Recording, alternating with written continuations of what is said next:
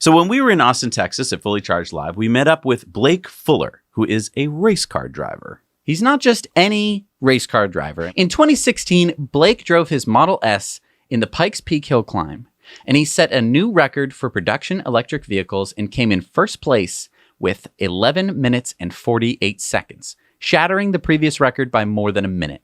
Yeah, isn't that incredible? Really incredible. He took a Model S, drove it up Pikes Peak, and beat the record. Yeah. Now, Blake founded a battery company in 2002 called Braille Battery. And in fact, in 2012, every single Indy car used Blake's battery. Now, when we got to Austin, Blake was so generous with his time and his knowledge in all things EV, racing, and batteries. And you got to sit in that Pikes Peak winning car and do something special. What did you do? We got to drive around Circuit of the Americas on a hot lap with lots of other race cars. And let me tell you, Blake was an amazing driver. He would, like, we came out of the pits, and there's just cars flying by, and they're really loud. And so we were accelerating up onto the track. And I was like, wow, this is so exciting. And he's like, are you ready to go? And I was like, we're what? And he's like, you ready to go? And then, ready? Yep. 3, 2, 1.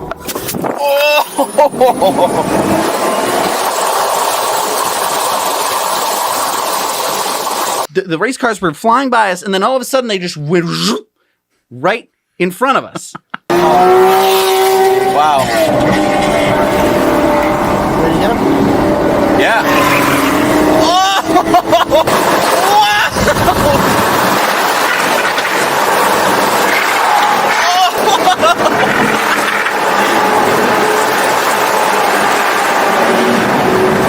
So then, yeah, and then we got to do something just as fun. A couple days later, we went to the Ready Rally Ranch, which is a few miles away from COTA. And Blake took the both of us on some unforgettable rally laps. Can you tell us what that was like? So same car that just was on a race course at COTA, same tires, and we're taking it in the dirt. We're doing rally stunts in this amazing Model S. Blake knows how to drift really, really well. And he was throwing it sideways. He was doing some slalom. He really did more than I expected a Model S to do. And everyone at that rally ranch, they just drive regular old cars, manual transmission and everything. And they were all impressed. Everyone, when he took it out in the dirt, everyone basically dropped what they were doing to come look because it was so incredible. Yeah. I mean, we were drifting around rally course in a Model S. I've never seen anyone do what Blake did before. I think it's the first time a Tesla has been taken in the dirt like that. I really haven't seen anything else out there. I remember sitting in the car and just being like, this is the YouTube content that I want to see. Like, it was so much fun. And so then we actually got to interview Blake. Yep. And we're going to be showing you a bunch of that interview here today. But before we get to it, we have something pretty exciting to talk to you guys about. We have teamed up with Blake, and we are preparing to tackle Pikes Peak this year in a Model 3 Performance.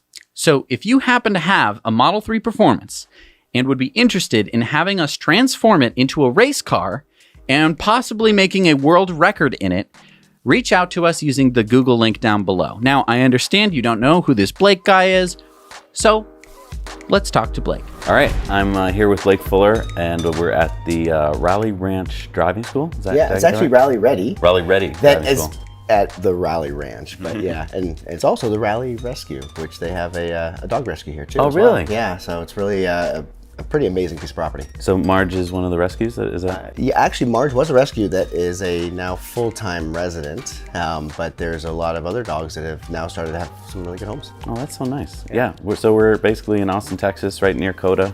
And what happens here at the school? Yeah, so at Rally Ready, it's actually a friend of mine that I had met at Pikes Peak many years ago, and he wanted to start up a rally school here in Austin, Texas. to be able to take anybody from somebody who's never driven a manual transmission or slid a car other than being scared on ice, right? And teach them car control all the way up to a lot of professional drivers, including people that you'll see as major rally stars will come here to help do some cross training, get a little bit of additional fine tuning and sharpen the sword, so to speak. So it's a really amazing venue that can cater to all types. He also does a lot of corporate items that allow for people to just go and have fun as a big group. So that's pretty fun. I've come out and worked some of those with him, and it's great to see people just really have a great time as a team. It's a good team building thing. So tell me a bit about your background, because you're a race car driver, and you must have started with ice cars, I'm assuming, because EVs weren't around when you were younger. Exactly. So growing up always loving cars, you know, from sliding Hot Wheels around that run on your hands, going down the road. Of course, started with internal combustion cars. The first vehicles I really raced were Hondas. And the first kind of jump into the deep end opportunity I had was at Pikes Peak when I was 18. And I had raced a Honda Civic up there. So we started with a platform that actually was the most fuel efficient car, the Honda Civic VX at the time. It was a 50+ mile per gallon car. Yeah, I had one in 1991. I loved that car. It got 36 miles to the gallon for me. So it's an amazing vehicle. We started with that chassis, and then we swapped in a bigger motor and took it to Pikes Peak, and actually had a really good result. And that was not only the start of my racing career, but also the start of my curiosity into what makes batteries work and why are things the way they are. It was just like, that opened up a lot of doors of thought as well as opportunity. So it was really a great start when I was 18 at Pikes Peak. If your kids are watching right now and they want to be race car drivers, because I know Jesse did when he was a kid, so basically 18 is when you got your start, but how does that happen? Because like we saw a kid at the racetrack the other day, Henry, a younger kid about the age that you're talking about, and he was just helping out and being so helpful. Is that what you did? Just kind of like hang out and help? Yeah, so it's a really good question. So there's a lot of pathways to racing. It's not an inexpensive sport. It's not something that you can go out and buy a tennis racket and start practicing, although that takes tennis lessons. There's a lot of pathways to it. Some start in karting. Others will start in like doing autocross, which is sometimes local venues and parking lots that are safe and allow for you to build speed. Other times you're a bit crazy like me and jump headfirst in.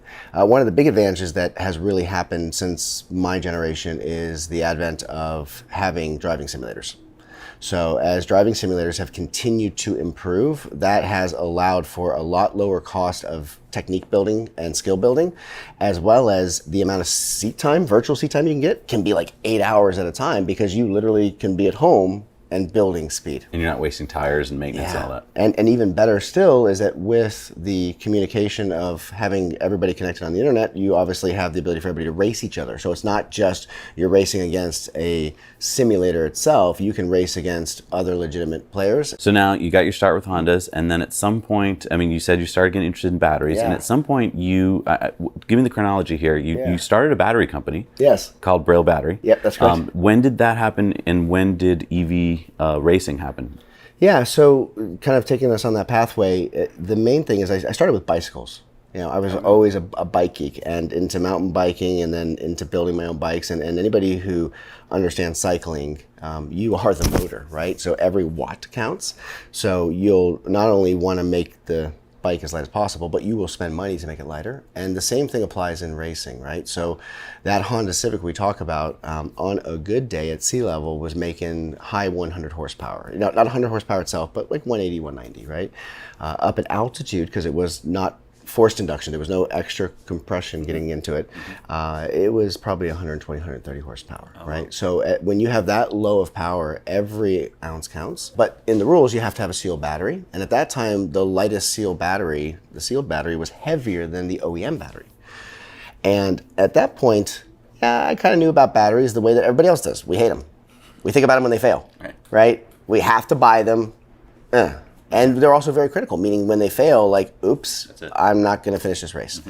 So it really sparked some interest in, like, how do I, in all the things I'm trying to save weight, how do I save weight in the battery area? And that led me on a mission to start going around the US and literally traveling to visit battery companies and asking them the why question. You know, why doesn't this exist, or why hasn't this happened? Because I didn't know anything. fortunately, the internet was finally getting to the point where we could do some decent research through Yahoo, right? Yeah, and early days of Google. So I was able to start gathering some knowledge, and it really came down to a very exceptional opportunity where I had visited a company that was doing some military batteries, and they were working on some technology that, by happenstance, they were keen to share with me. And I had pitched them this idea that, hey, and if you want, I can go into the longer story, which is basically, hey, I walk in and I end up bumping into the vice president of this multi-billion-dollar company and tell him my wild and crazy idea. Like, I think we should make lightweight batteries for cars. And he's like, why would you want a lightweight battery? Like, you always want to have plenty of power in reserve, right? And I'm like, no, not in racing. Like, can I stop you for a second? Yeah. Because that strikes me again as something I've heard time and time again from successful entrepreneurs, successful CEOs, is that there's a little bit of naivete. There's a little bit of like, most people in business would be like, you can't just walk into a company and ask stupid questions. You did that, but that's what I've heard over and over again. Like, if you just ask, sometimes you receive, and you did in this case. And that, it's been a big part of just my career, is that I go into things with literally a blank mindset of, I'm not quite sure why this hasn't happened yet, as assuming that everybody else knows the absolute answer. There's always that famous quote that the world was built by people just like you and I, right? And so we have to empower ourselves to go, why not? Let's ask those questions, right? So I asked him, why doesn't this happen? And he said, oh, well, actually, we do have a battery that we're using for military, and we've actually applied it to what was called a Boss Hog Harley, which was this Harley Davidson that had this V8 motor shoved in. Okay. And that to me was like, well, wait a second here. Did you change the size of the battery? He's like, no, that's part of the technology. We actually had to put that same battery size to be able to start a V8. I said, okay, let's talk more about that. And that's what led to me walking into the boardroom and kind of pitching the board of directors on this crazy idea of how I think there's a market for lightweight batteries. What difference did your new battery that you made, so it's a smaller, denser battery, what difference did that make when you started racing with it? So I was my first own victim of my testing, and it was also, before I had met this company, I had also ordered everything that I could from racing catalogs and even from telecom companies, because some of the batteries others were using were like batteries that would be in overhead lights because they were 12 volt. And yes, they could barely start a car. So the advantage that we found with having a lighter battery was really that everything that we're trying to save weight on, suddenly we had that component that was that one more thing that was 10, 20, 30 pounds lighter. And I also knew there was a huge market of other people just like me that wanted something that not only was lighter, but would last. Because a lot of other people, like I did, were buying telecom batteries, and those weren't designed for what we were using them for, so they would last maybe 3 months. Two things would kill them. One was vibration. Like, as you're gonna get to experience today, cars bounce around a lot, right?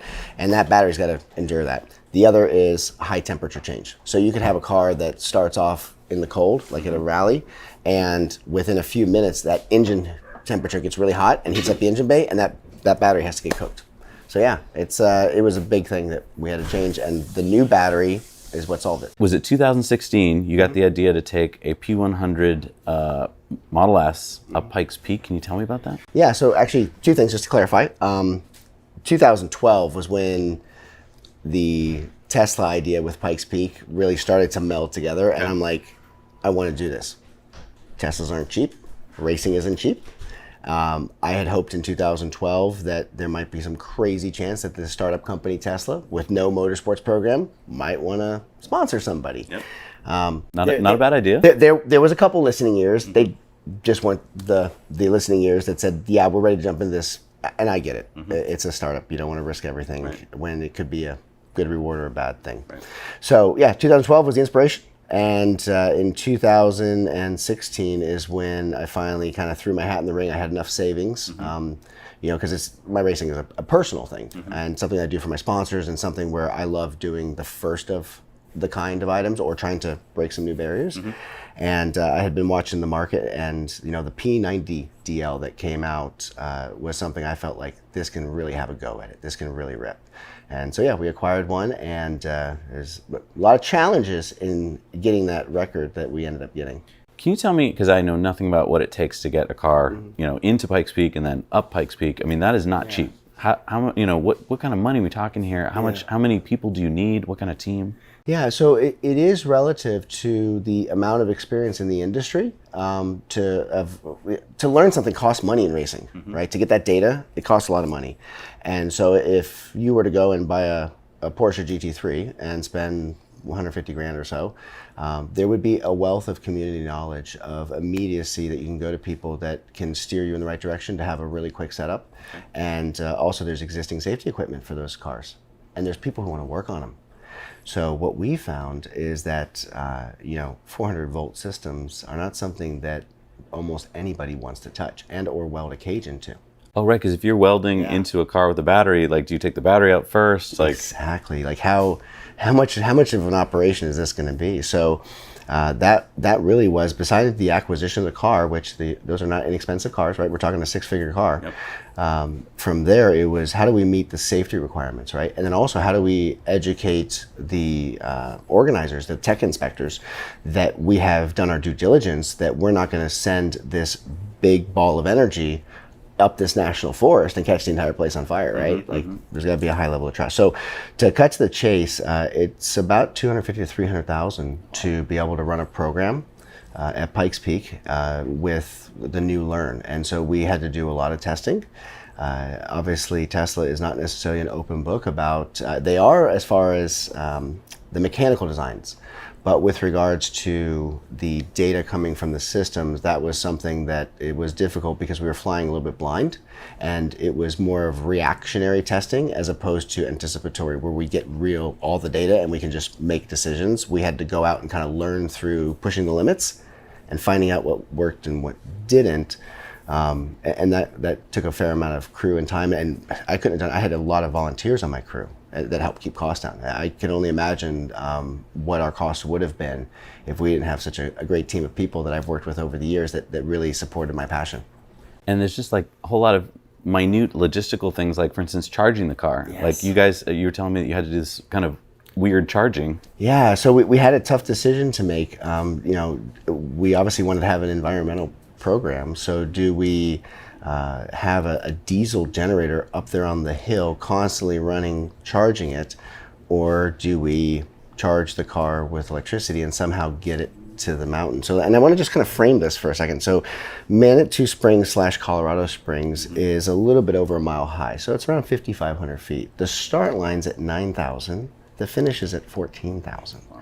And so fortunately, within the year of when Pikes Peak that we went out there, they had built a supercharger, which was great.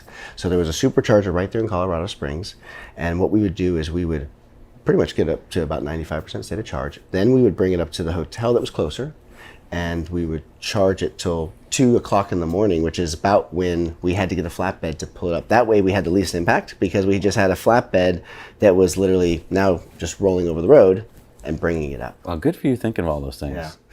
Overthinking it. Minimizing your impact. So walk me through morning of the race. I mean, you've done some testing on Pikes Peak, but now it's morning of the race. Can you just talk me through like what you're feeling and what the race was like? Yeah, so it's yesterday I was actually sharing the story at COTA with a few different people because a lot of the visitors to Fully Charged Live were like, is this the car that they either know it for breaking the record or the car that was on ice and then broke the record?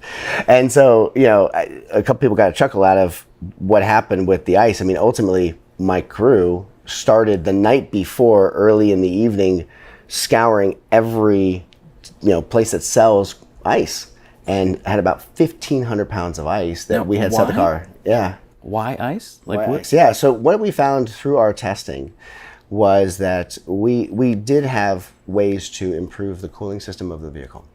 However, one of the biggest things that made a difference was the information that the vehicle would see of starting temperature to really set the tables of how it makes certain decisions. And so based upon our strategy of climbing 5,000 feet over 12 and a half miles, it was determined that if we were to cool the battery pack down, we would have two things. One is that we would start with a particular table that wouldn't necessarily work against us, but we'd also have the entire thermal mass of the car working for us to keep the battery pack cool. And then we wouldn't have to use as much energy with the HVAC system and everything else to be able to try to counteract the heat rise that was happening. Now here's the funny thing. The car is aluminium for those on the UK side, or aluminum. Aluminum's a great conductor of thermal, right? So here's a car on ice. It's getting to Sunrise Point. I'm one of the early drivers going, and it was a race against time to, we have tire warmers on it. It's like the tire warmers are there kind of like fighting against the ice all around them. The car's slammed down on ice, and the crew's all ready with jacks ready to go. And the rule at Pikes Peak is if you're not in line where you're supposed to go and somebody else kind of starts the stage, you will literally just, you're done. Like you don't get to run. Oh, wow. So the organizers are like, come on. And I'm in the car like going, okay, all right, I'm getting my belts, hold on. And the guys are like, wait, because like we're trying to get the tires up to temp and keep the car as cool as possible and not waste any energy on anything. And you're not at your right temps yet. Yeah, and meanwhile, as the sun's coming up, the air temperature changes, all the windows fog. So we've got like everything fogs up because the car's frozen, right? Oh, no. So now it's like, oh gosh, wipe them off. Should we turn the AC on? Like all this decision tree, because like, kick the HVAC on, that's going to put the computer into a different set. So we really were trying to think of everything to optimize this because again, we wanted to demonstrate the capability of the car in mostly its OEM form. Mm-hmm. So the battery and the drivetrain, everything was OEM. But being a racer, we still want to do the best time, right? We still want to like really put out a commitment. So we're going to look for anything that we can do as a team to improve that result. And these were all like those, like what we learned, like we're going to give this a shot. What did you do about the fog, for instance? So it was a quick wipe down. And I think somebody actually had some of the Rain X like anti-fog and quickly like did the screen and then we were good. But it was that with, it's also the excitement. I mean, you've got tens of thousands of people lined up, the adrenaline's going. And the caveat is that part of my job as the driver at this particular instance was not to accelerate quickly, not to leave the line quickly. Really? Yeah. So part of the drive up was a lot of self-control to be able to, only until like the very end, which was just for fun, the car was really not floored much. So you're trying to hold yourself back a little bit. Explain to me, what's that? Why are you holding back? I would have just, I'm not a race car driver, but I would have just floored it off the line. Like, that's the natural tendency is like, okay, there's the go pedal. let's go. This is a unique thing about Pikes Peak. It is like that Eminem song. You get like that one shot, right? You never race the full length of the mountain at all until race day, period. Oh, you just train on pieces? Yeah, so when we went out a few weeks before, we got to see the mountain over 2 days, so it's split in half. When we go for the actual race week, you get 3 days of practice, it's split in thirds. It's kind of a unique test because we were able to get data in those sets, but what was interesting, and I'm so glad that we did the test 2 weeks earlier, is because we were finding at the end of like a half point, if we had pushed it, that the car would start kind of derating a little bit. It would start pulling back throttle. So anybody who's a Model S owner might be aware, or should I say those who maybe especially live in Europe, they've seen videos of it derating, right? We were experiencing that because again, this is a 4,000 pound plus car going up a hill, right? So we had done a lot of calculations of what we saw the car react to, and then we started trying to assume what would be an ideal run.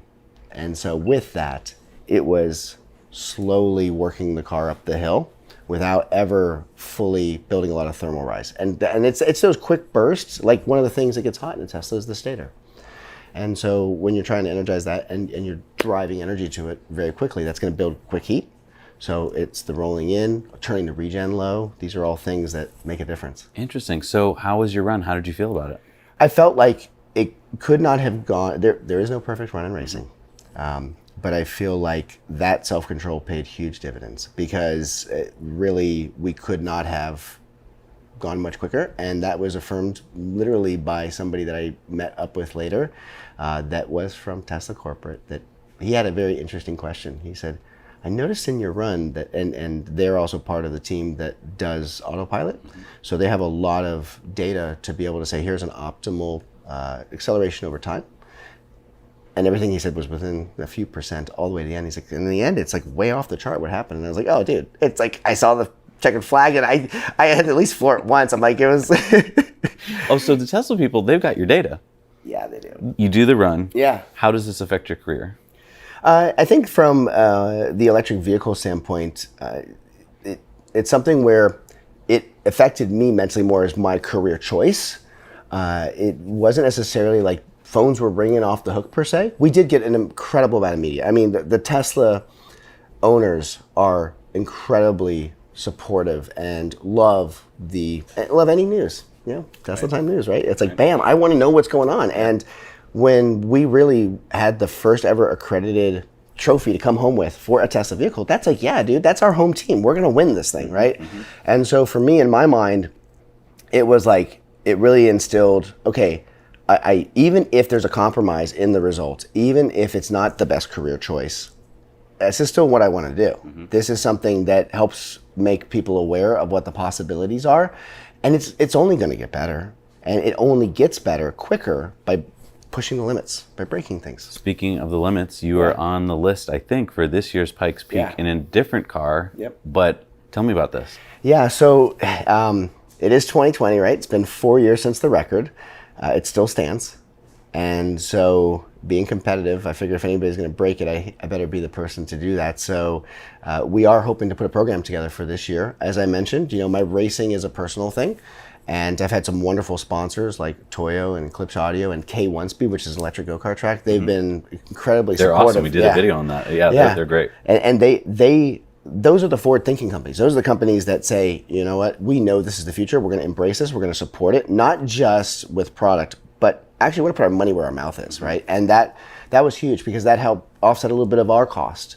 And so, for this year, we hope to have the same sponsors on board, and we hope to have the opportunity to return with a Model 3. But again, and I hate saying stuff because I'm the person, if I say something, I got to do it then. It's like, I'm hoping that with the support of others, we can make that happen. Because how can we help make this happen? Because if we could get you, because you're an experienced driver now, like you understand, you feel Tesla, you understand how they work. If we could get you on Pikes Peak in a Model 3, I feel like that would be another record-breaking occasion. Yeah, weather dependent, it's going to really put it down. It's going to be exciting. And I've had fun watching a lot of the Model 3 owners on track. And I go, yeah, this is going to be really good. So I think there's opportunities for companies. It could be even individuals, How about Tesla, though? They could step up now, right? Well, they are sponsoring with fuel, right? They did provide the electricity, so I guess I should give a big thanks for free supercharging, right? So maybe if the Model 3 that I acquire, please give me free supercharging. Maybe I should use my own code or your code or something. I don't know. That really does help. But I think that the support of companies who want to get involved in this would be really, really good. There have been a few initial discussions with companies that have been traditional, internal combustion tuning companies that are starting to develop products, and they realize that this is something they need to be an early adopter on. And the return on investment with a program like this is ridiculous. Motorsports is expensive, and there is always, not always, there's a good return on investment with certain types of motorsports, but this is almost, there's no guarantees. But you think about it, this type of program, I would want to know more about it. Yeah. It's super exciting. And people want to see the differences. They want to see what's improved in 4 years, right? P90DL, that was the rocking car at the time, right? So we know the Plaid's coming out. It's not ready yet.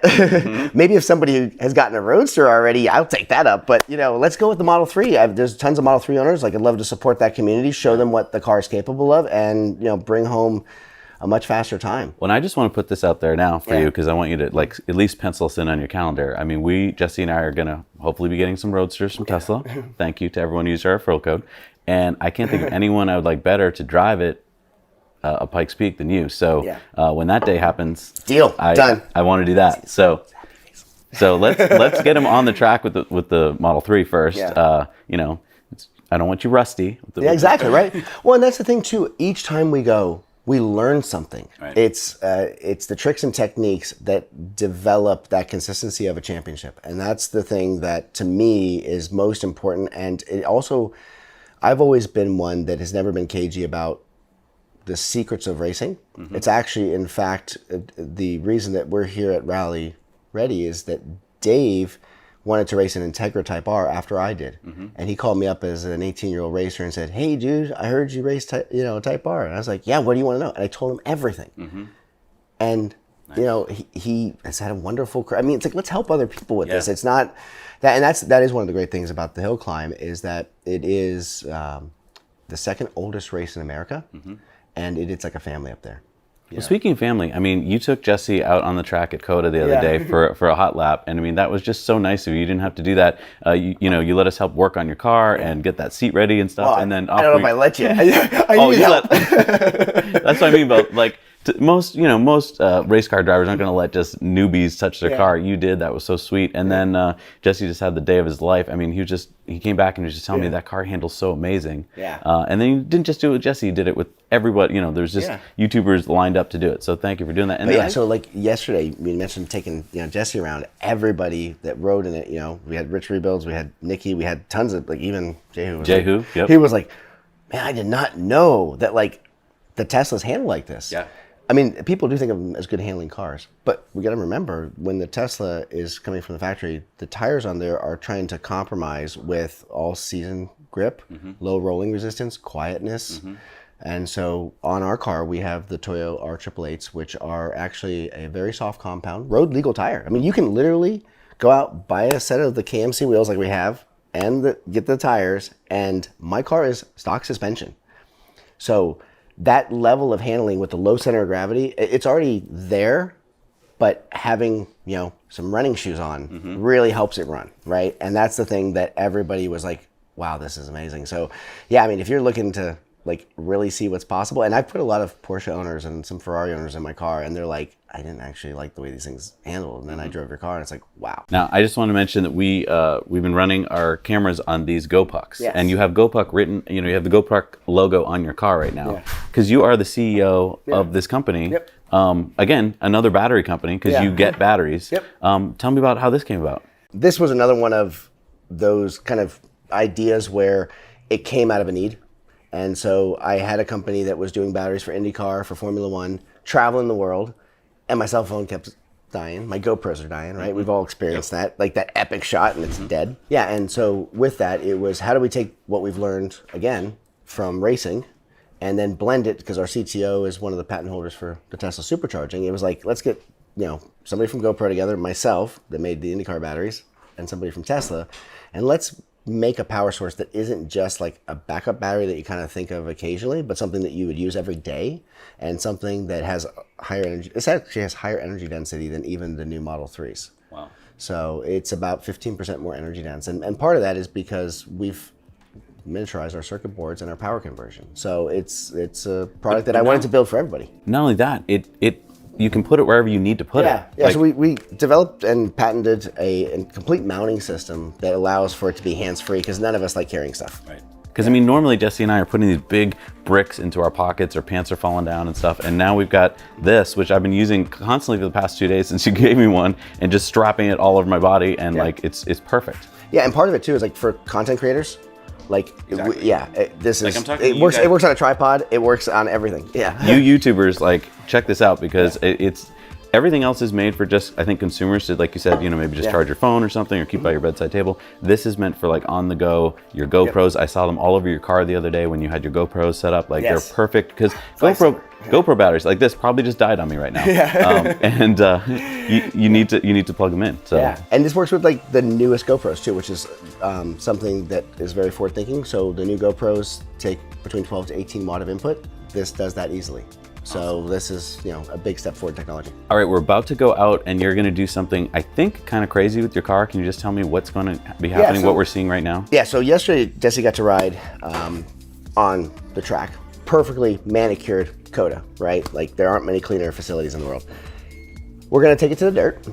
We're going to see what happens. Yesterday, we were on the track. Today, we're in the dirt. It's the same car. Are you changing the tires? No. So, same tires, same car. Have you lost your mind? Yesterday we were racing against Corvettes and Porsches, and I don't even know. And some McLarens. Right. And catching up to them on the track, that was insane. Yeah. Let me just ask you, take one of those cars, bring it here. What's going to happen? A big repair bill. Okay. First of all, my car does have air suspension, which is super rad. Okay. So we are able to adjust the ride height. Very few of the cars do have air suspension that are on the track, but a lot of those that are street worthy, the air suspension is more to get over speed bumps, right? It's not necessarily tuned for that. Yep. I think a lot of those cars it wouldn't be pretty. Benefit of all-wheel drive with the Tesla. Benefit of everything that they do. That's amazing. Yeah.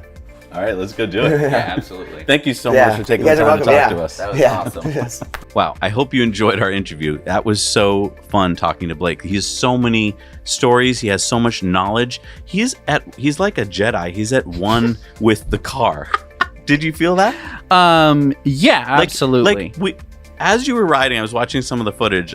As you're taking a turn, like right after you've taken the turn, you're just like recovering from it. And he starts talking about what he did right or wrong in the turn, how the battery is feeling, Right. whether the car is, getting too hot. When we were hunting the Senna down, the brakes went out right through here. It was fun. I didn't know that a Model S could perform that well. I mean, yeah, it had racing tires on it, but like Blake really knows his stuff because I think that I'm a good driver or whatever, and I wouldn't pull half the stuff that he did. Thanks for watching Electric Performance. Please subscribe, share, and hit the like button.